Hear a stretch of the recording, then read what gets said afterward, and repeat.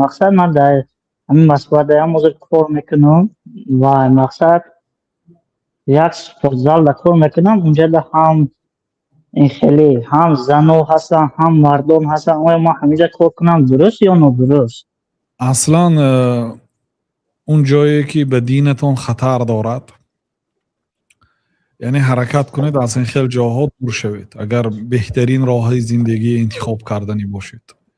و تاجرها گفتنیم که کوشش کنید خاصتا در دیار مسلمان ها کسی که سپورتزال میکشاید برای دخترها علاهیده کشایتون برای پسرها علاهیده. حتی در دیار من مسکو یک سپورتزال رکلام دارد یعنی مخصوصا برای دخترهای و خاصتا سطردارها کشاده است.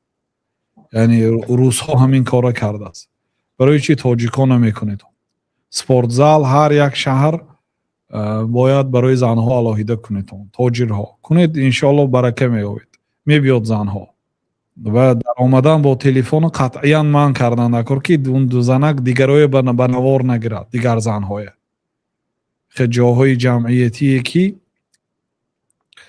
یعنی زنها در اونجا به سطراشون میکشن در اون جاها باید تلفن در آورده نشود چون که عرض یک آدم است، همسر یک آدم است، دختر یک آدم است. به نوار یک مثلا بلاگر میافتد در اینترنت چرخ زده میگردد.